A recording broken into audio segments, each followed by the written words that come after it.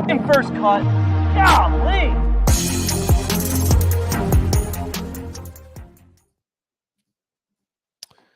Welcome back to the First Cut Podcast. My name is Kyle Porter. I'm here with Mark Immelman. Mark, how are we doing today? I'm fine, Kyle. I was back at it today around the Champion course, and it was a fun day. I got to be honest with you. How are you? I am good. Just a long day. It's always jarring, I think, to switch from the West Coast to the East Coast during the PGA Tour season, because I pretty much, you're going back and forth, so your time zones are all messed up anyway. But I'm staying central, so I go from staying up super late to, by the time I wake up, the first, the first wave's already on like the 10th tee box or whatever. So it's always I prefer the East Coast just to. I like the early morning start. I like getting out of the way, but it's always a little bit jarring to transition to that. You speak of jarring. I mean, with a mainstream ESPN Plus this morning, first shot was 6:45. My group was at 7 something, and so the call time for us is 5ish. And so you know how it goes when you got the early alarm clock that at about 2 a.m. you start waking up kind of on a half hour, so you don't miss stuff. So it was kind of crazy, but in the end, it was a good. It was a different PGA National Champion course to the ones I've experienced in years past. I'll say that.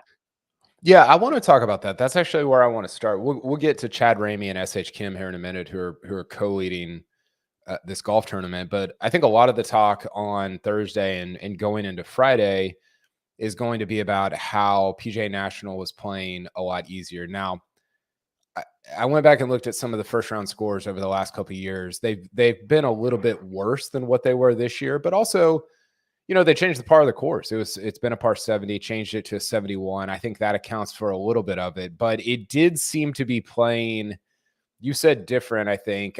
I think maybe a little easier than it has in the years past. Was that your takeaway from day one? I would say this morning it was significantly easier. I didn't recognize the place. And this afternoon when the wind kicked up, it was kind of more of what I remember. But we did a segment on PGA Tour Live this morning where it's called Rules Corner. And I had spoken with Steve Rintoul, one of the PGA Tour rules. He's actually the vice president of rules and officiating. And spoke with him yesterday. And on the air this morning, when I talked to him, he said, look, as a setup body, we made a concerted effort with this event to make it a little easier. He goes, because these guys are coming off the West Coast and they're going into 2 big time events in the Arnold Palmer Invitational and the Players. And this event, people just didn't want to come because it was just so difficult. And so they were looking for a week off. They're like, well, I'm not going to go and get beaten up by this golf course. And so they made 10 a par 5. But the truth is, the greens were all receptive. They had slowed them down to about 12 in the stimp meter. The rough wasn't punitive whatsoever. Yeah. What they had done over the last couple of years was, because there had been a lot of rough creep from the Bermuda, they'd widened them to where their original specifications were. So there were some wide, soft targets. This morning it was like playing golf in a dome, and it was kind of aim and fire and have the ball stop at lands. And then you add 10 as the par 5, which was kind of curious because I actually made the observation in the afternoon, and Steve Scott, our analyst, laughed at it. Like, isn't it crazy? 10, they move the tee back 30 yards, right? That's 530 something now. And you say it's a par 5, and guys are just shooting grass off the thing.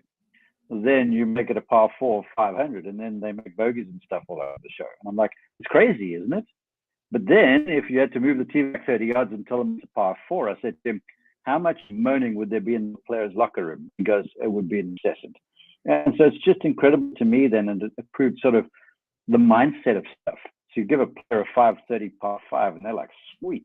Yeah. And they get after the thing. So, yeah, I'm with you. Par is a bit of a construct. But overall, I'll say this morning, the golf course was so easy. So easy. This afternoon, it grew some teeth some, but it wasn't really is.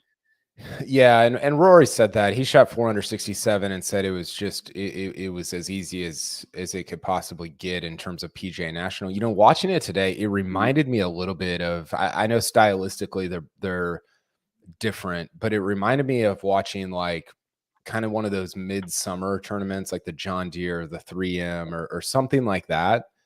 Just from and I don't know what it was. Maybe it was the softness or the wetness or just like how lush it was, how wide it played or seemed, and it didn't feel like your traditional PGA National. I guess my question for you as a follow-up would be, is that a good thing? Like, a lot of people are talking about, hey, the identity of this tournament was that it was hard, and so I'm just curious about kind of whether you think the difficulty being easier is a good or a bad thing.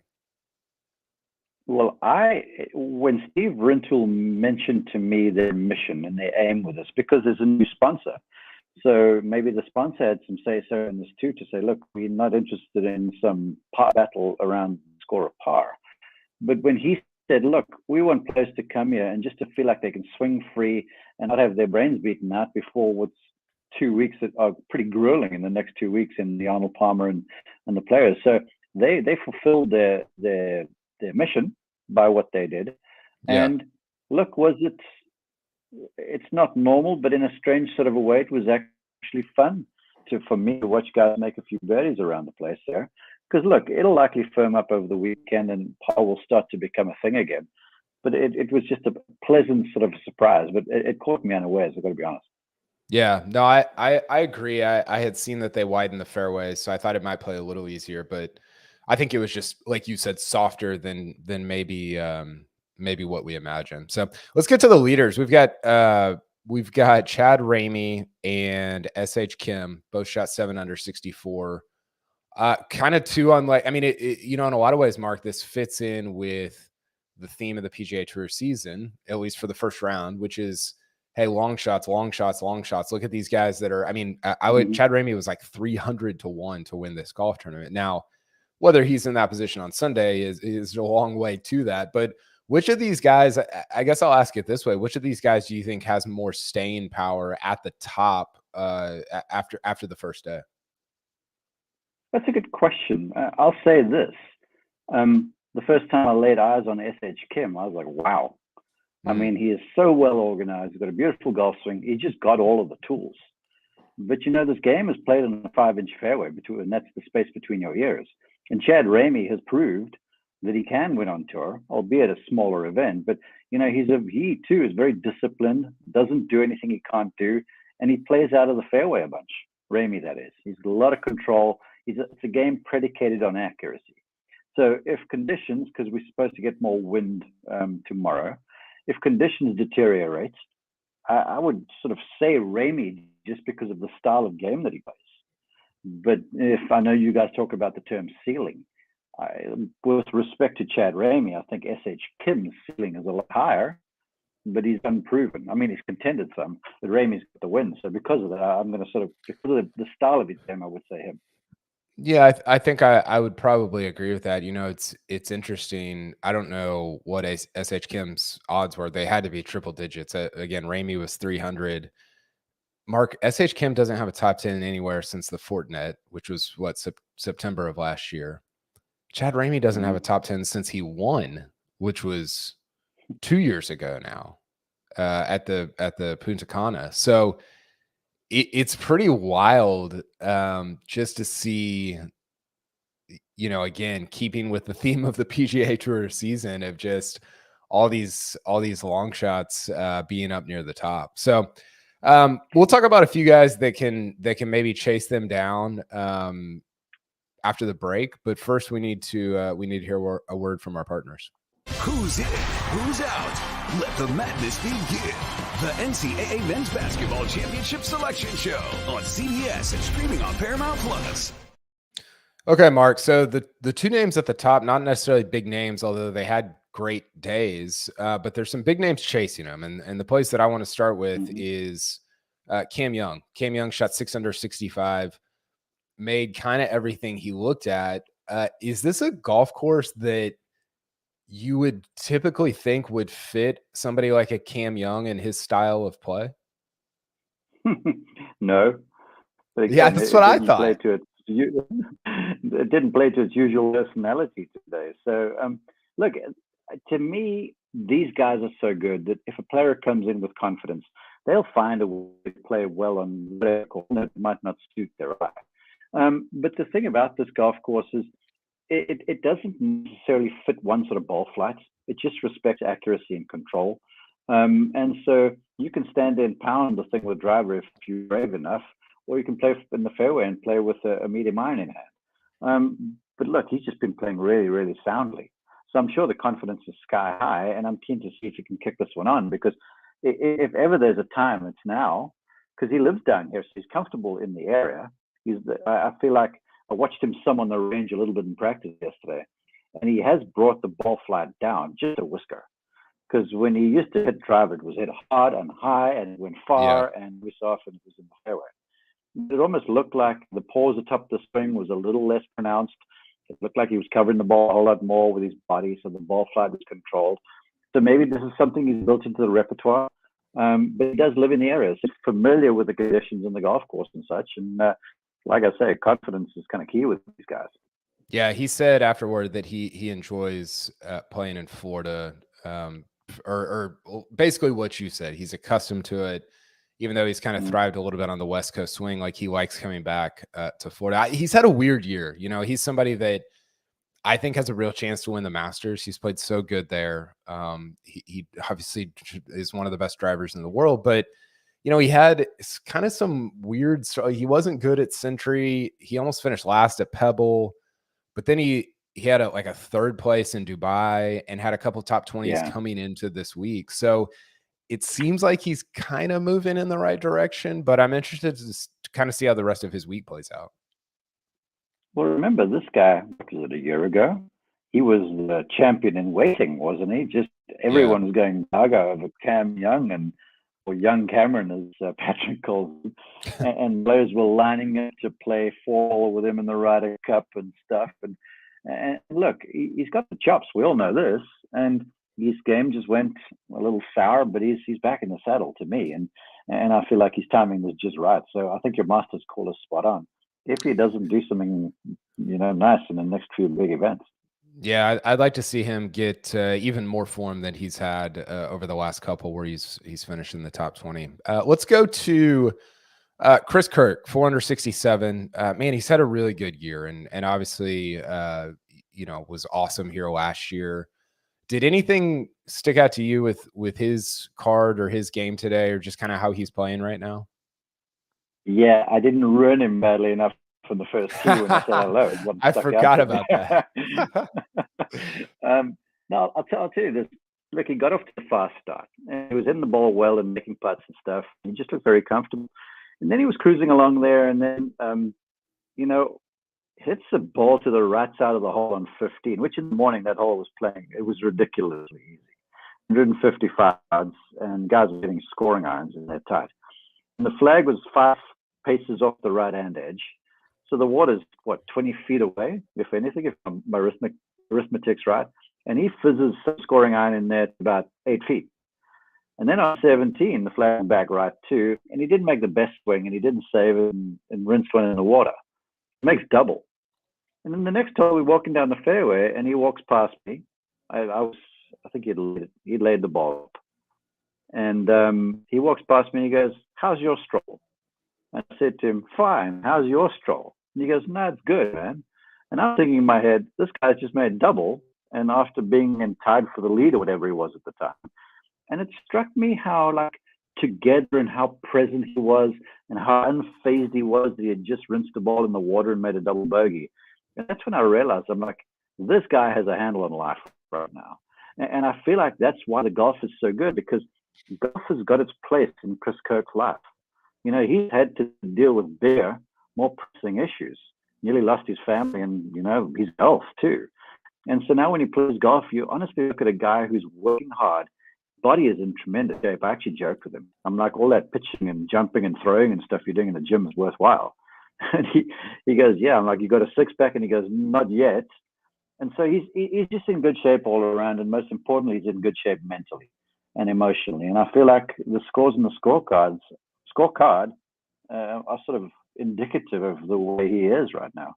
Yeah, I agree. I watched him a little bit. I think one thing you said about SH Kim earlier that I really liked is just how organized he is. I know you were talking about his golf swing, but Chris Kirk just comes across as very organized in his just going about his day, going about his round, going about his hole. He's he doesn't really seem to be in a hurry. I know that's sort of his personality, but it's also, you know, as we all know, like things can get going very quickly, and he just doesn't seem to abide by, you know, whatever is external. He just kind of stays internal, and it's been fun to watch so far this year.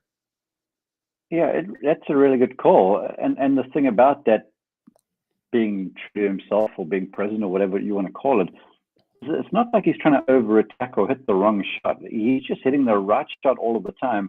And it's almost like he's in this mindset where he knows, like, look, over 72 holes, I'm going to be a part of this thing. I just mustn't beat myself. Because if I don't beat myself, I have a chance of winning events like this. He's proven it to himself. And something else that really jumped out to me was when he was asked about the fact he and a few golfers are staying in a house this week. It took a really brave man, a guy who's pretty comfortable with himself, to say, look, I only stay in a hotel room like twice a year. He goes, because it gets lonely in there. And I can tell you how lonely a hotel room is. I'm in a hotel room right now. And that takes a very mature person to admit something like that.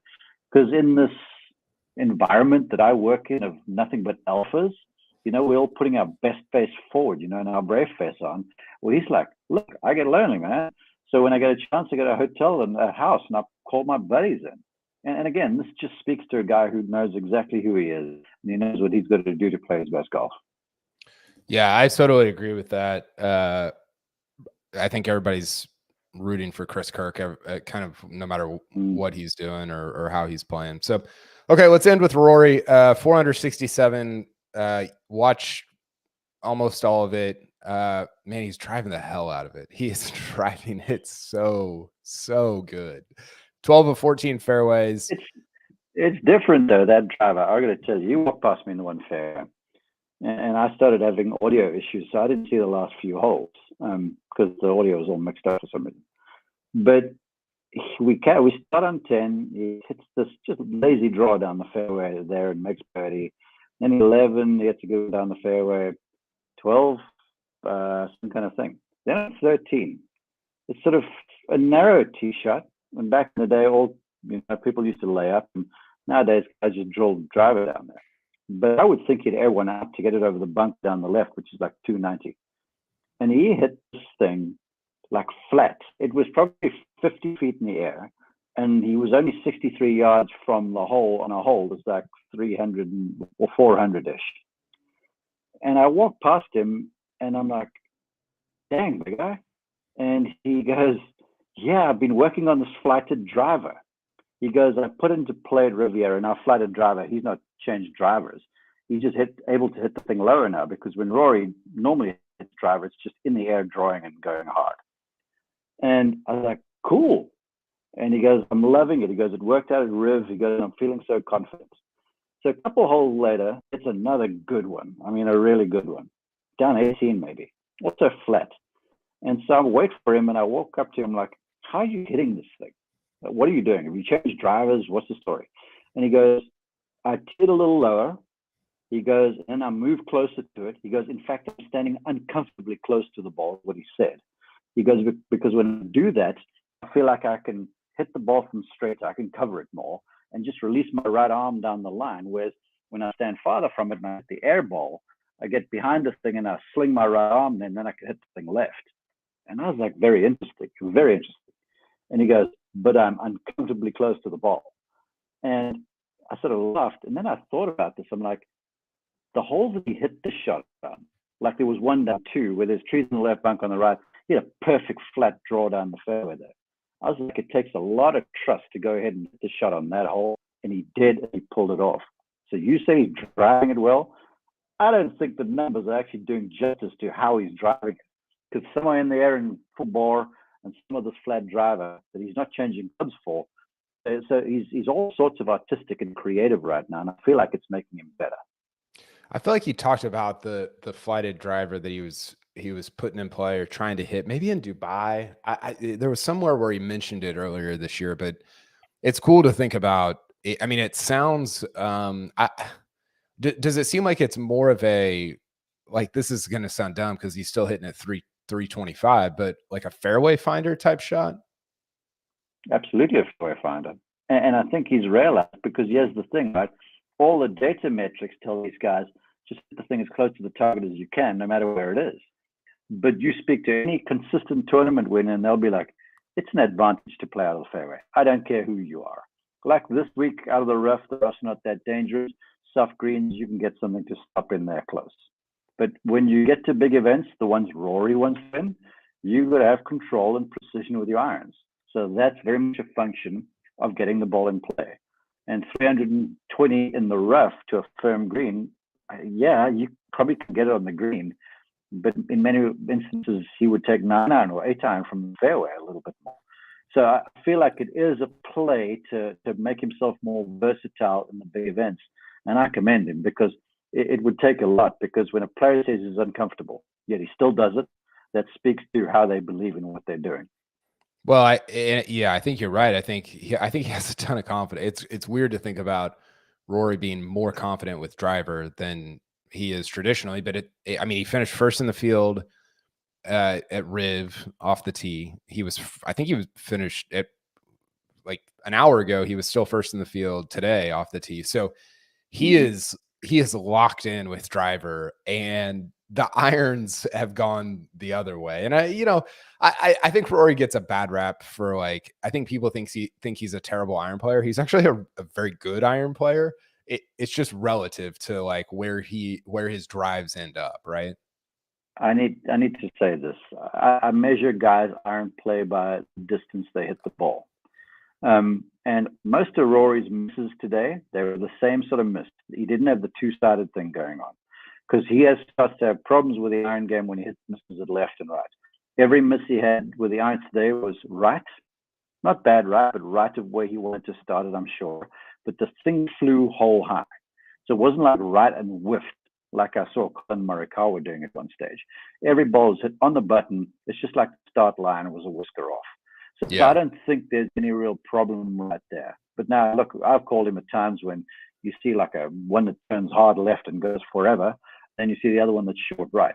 Everything was flying the distance there, and there weren't left misses. And to me, that's somewhat heartening, because a lot of these holes where they got water down the right, it's easy to stand in there and tweak one and hit one along left, and he didn't. So I think the numbers sort of belie a little bit of what's really going on. Yeah, I think that was a little bit the case at Riviera as well. He seems like and he talked about this afterwards. He was like, listen,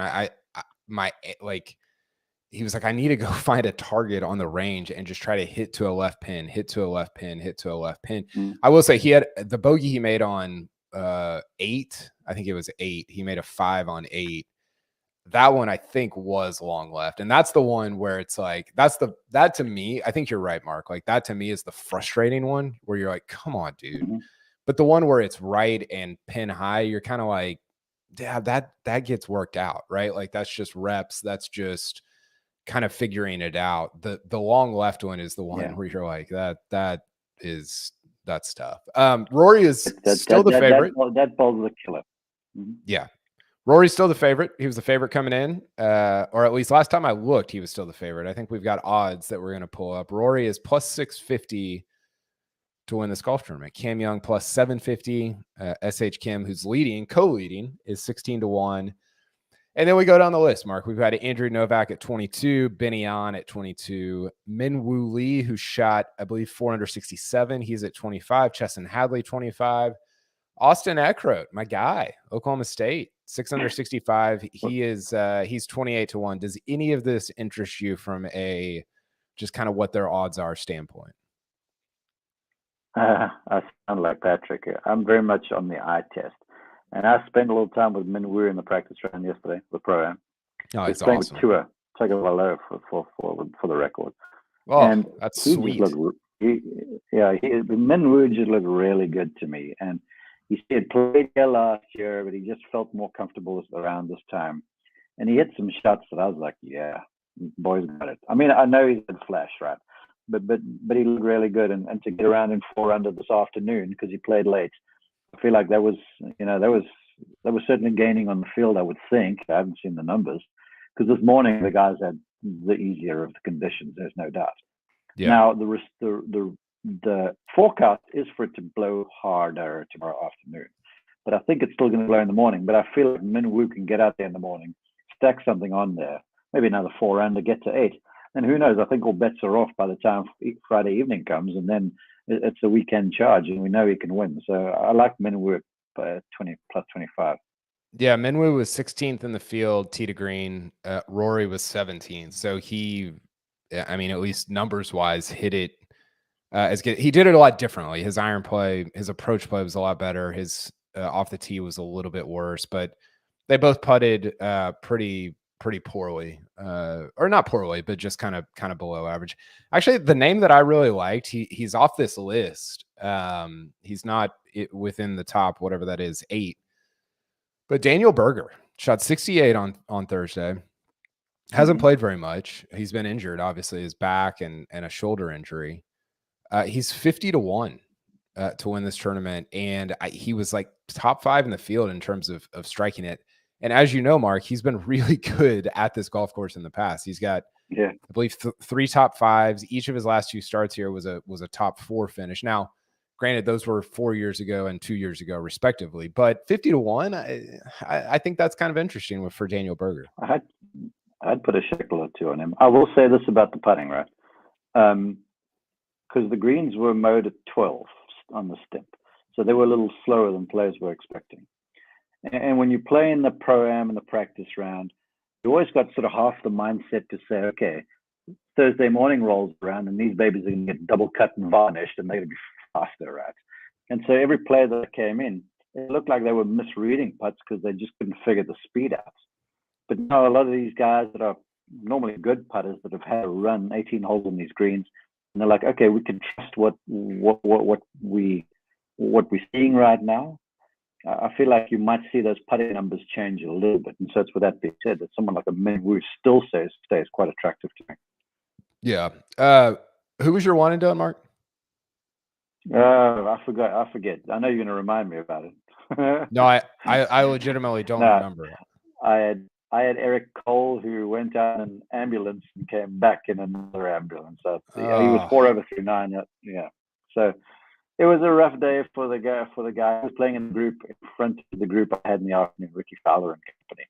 And whenever I looked up, he was missing putts and stuff. So it was unlike him. I'm, looking like a weekend off, which is disappointing for me. But the next couple of weeks with a signature money is time to shine. Yeah, for sure. He's currently in last. Seabez, not much better. He's T71. Greg and Rick have JT Poston. Last I looked, he was, I think he finished at 2 under, so like in the 40s. I've got Russell Henley. I actually don't even know where Russell Henley's at. I think he was 2 or 3. He was with Cole, he was with Cole in the group in front. It didn't look very good. I don't know what he shot. Oh, he's even. Wow, not good. Yeah, no. Yeah, jeez. Well, he didn't have his best stuff either. I was watching from behind him. So Josh is looking pretty good with Chris Kirk shooting 4 under on Thursday. I'm gonna run him tomorrow afternoon. Don't you worry. I'm gonna get him that's tomorrow afternoon. I love that. I need it. I would be glad for that. Mark, great stuff today. You can follow Mark Immelman at Mark_Immelman. You can follow me at Kyle Porter CBS. Mark, keep the goods coming from PGA Tour Live. Enjoyed it today, and thanks for all the insight. Likewise, my brother. See you soon. Talk to you later.